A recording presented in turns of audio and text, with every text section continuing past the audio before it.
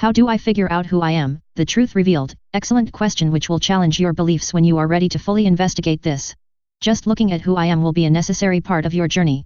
When we begin to question things we are taught, it opens up many possible doors into our minds. These steps are wonderful because they allow us to ask, how do I figure out who I am? It will lead us to asking more questions, and it's important to go as deep as we can by asking why after each response. This process gets us to the root of many challenges or obstacles that stand in our way. Learning about who I am. There are several ways to go about this type of discovery. The first is to start writing down your thoughts as they happen. See where it goes, and don't worry about it making sense. This is an exercise that will show us what we are really thinking even when we aren't sure about anything. Ask, who am I? Your inner voice, I am you.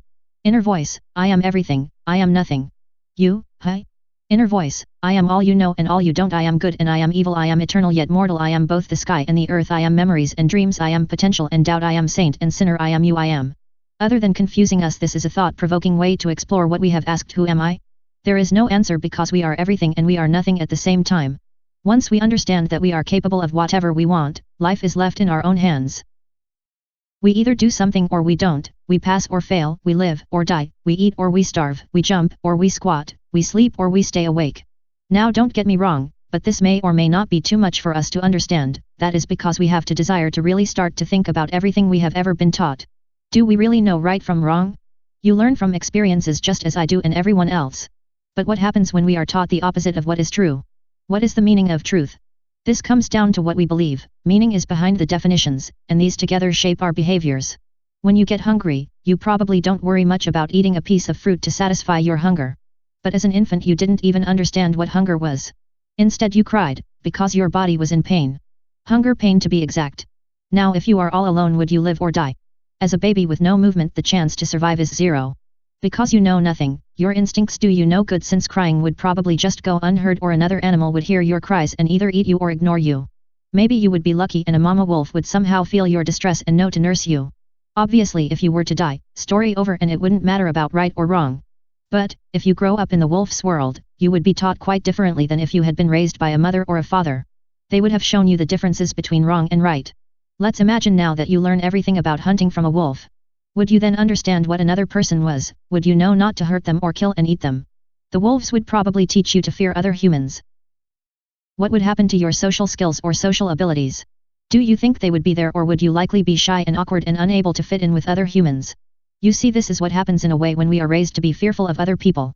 We don't view things in the right or wrong way, instead, we confuse things which we never learned.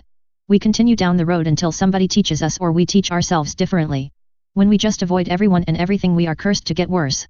With no chance to learn from new experiences, we just start to follow beliefs which are not helping us out.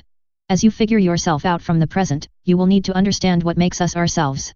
Was there something we can remember that happened and we started to believe a certain thing would happen?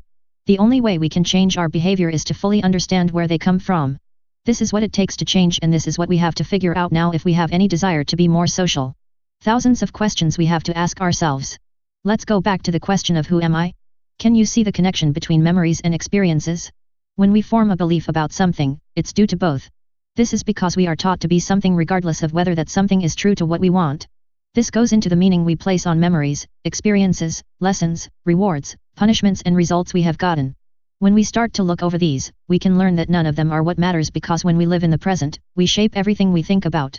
What happens if I start asking myself the questions which matter most to me? Can I make a new belief system or a new set of memories based on new experiences? Sometimes we just need to ask the first question, then figuring out who I am becomes the result of the questions we ask ourselves now. What? I got lost somewhere along the way. Sometimes our minds can't keep up with what we want. That is okay, because it isn't gonna hurt us to take time and reflect on things. Once we learn how to find our answers, the questions will get answered by our real selves. That is, they start to all fall into place like we are putting together a jigsaw puzzle. Because I am everything and nothing, this means we don't have to be led by other people. We are not a bunch of facts that are right, no matter what, or wrong, no matter what. We have the ability to 100% change anything we want about ourselves. We just have to get to the source of what our beliefs really are. Then we can go back and change any of them we don't want to be true. How do I figure out who I am? I learn everything I can about myself and what I really value. This shapes my abilities, my outlook, and my results going forward with my life.